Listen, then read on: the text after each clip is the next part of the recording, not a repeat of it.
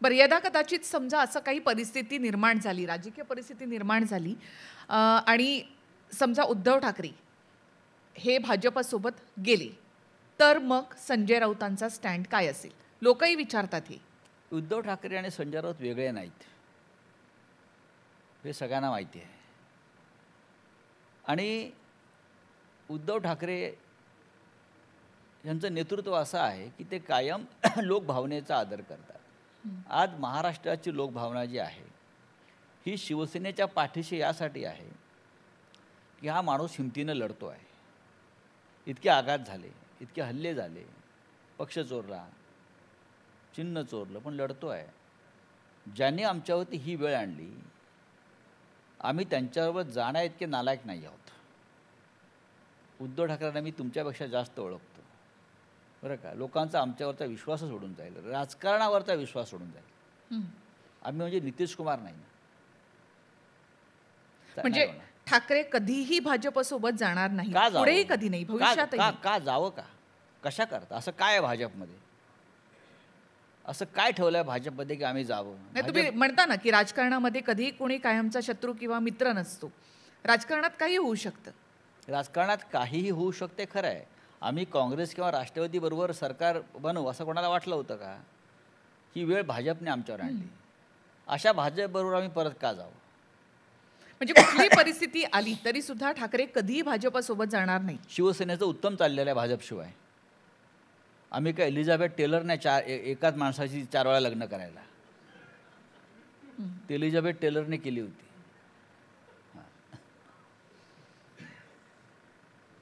देवेंद्र फडणवीस असं म्हणाले की मतभेद होतेच, मात्र आता मनभेद सुद्धा झाले, त्यामुळे ठाकरेंबरोबर युती नाही. स्वागत करतो. अमित शहांना विचारलं, अमित शहांनी त्यावर उत्तर देणं टाळलं. चांगली गोष्ट आहे ना.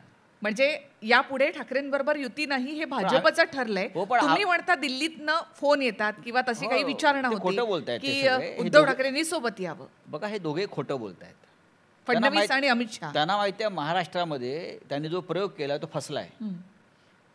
हे जे एकनाथ शिंदे आहेत, ज्यांना शिवसेना दिली, त्यांच्याकडे महाराष्ट्रातली 0.5% सुद्धा मतं नाही आहेत. हिंमत असेल त्याने ठाण्यामध्ये निवडणूक घ्यावी महानगरपालिकेची. अजित पवारांकडे 1% सुद्धा मतं नाही आहेत महाराष्ट्रात. ठीक आहे, त्यांचा एक सुडाचं राजकारण त्यांना करायचं होतं, त्यांना एक बदला घ्यायचा होता, त्यांना महाराष्ट्र कमजोर करायचा होता, त्यांना महाराष्ट्राच्या अस्मितेवर घाला घालायचा होता.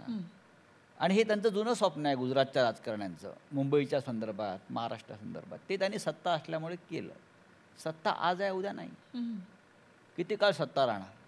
कोणतीही सत्ता आणि कोणताही माणूस हा अमरपट्टा घेऊन आलेला नाही आहे ना. ह्यांनाही जावं लागणार ना. तेव्हा पाहू ना आम्ही. पण या सगळ्या सुडाचं केंद्रबिंदू हा 2019ची निवडणूक किंवा 2019ला स्थापन झालेली महाविकास आघाडी. 2014 साली युती कोणी तोडली? आम्ही तोडली का? 2014 साली भारतीय जनता पक्षाने युती तोडली आहे. ह्यांना फसवण्याचा नाद आहे लोकांना. हे नादी लोक आहेत, हे सगळ्यांना फसवतात देशभरामध्ये. जे त्यांच्याजवळ राहिले, निष्ठेनं राहिलं, आधी त्यांच्या पाठीमध्ये खंजीर खूप असतात हे लोक. आणि यांना असं वाटतं की कायदा घटना याची काही गरज नाही या देशाला, आम्ही काही करू शकतो. पण हे फार काळ चालत नाही. हा देश महान आहे, या देशावरती लोकशाहीचा संस्कार आहे, या देशाला एक राज्यघटना आहे. हा देश काय इदी अमीनच्या पद्धतीनं चालवला जाणार नाही, लक्षात घ्या. हा देश राज्यघटनेनुसारच चालेल. आणि जेव्हा राज्यघटनेचा अशा प्रकारे अपमान शिगेला पोचेल तेव्हा लोक रस्त्यावर उतरतील. आज उतरलेले आहेत, फक्त मीडिया दाखवत नाही. मोदींनी असं म्हटलंय की 400+ नारा त्यांनी महाराष्ट्रात येऊन दिलेला आहे आणि महाराष्ट्रामध्ये 45+. महाराष्ट्रात त्याने खरं म्हणजे 48 जागा आहेत, त्यांनी 100 जागांचा नारा द्यायला पाहिजे. आम्ही महाराष्ट्रात 100 जागा जिंकू. आणि देशामध्ये 400 कमी आहेत त्यांच्यासाठी. 400-500-600 जागा त्यांनी जिंकण्याचा नारा दिला पाहिजे. तुम्ही कसं काय आकडा ठरवता? तुम्हाला निवडणुका घ्यायच्या आहेत ना, मग लोकांना ठरवताय तुमचा आकडा ना. तुम्ही कसा आकडा ठरवताय? याचा अर्थ तुम्ही घोटाळे करताय. जो चंदीगडला केला महापौरपदाच्या निवडणुकीत, जो परवा सिमल्यातला राज्यसभा निवडणुकीत करण्याचा प्रयत्न केला, जो महाराष्ट्रात झाला, ह्यांचा लोकशाहीवर विश्वास नाही, व्यापारी लोक आहेत. हे जे हे राज्यकर्ते आहेत दिल्लीतले, हे राज्यकर्ते किंवा राजकारणी नसून ते व्यापारी आहेत. यांना दोनच शब्द कळतात, प्रॉफिट अँड लॉस.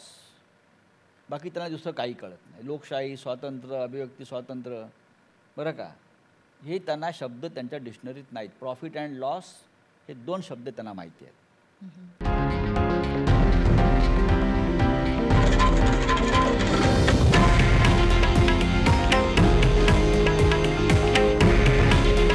हे आहे देशातील नंबर 1 न्यूज नेटवर्क आणि आपण पाहत आहात TV9 मराठी. काळजी तुमची, हित महाराष्ट्राचं.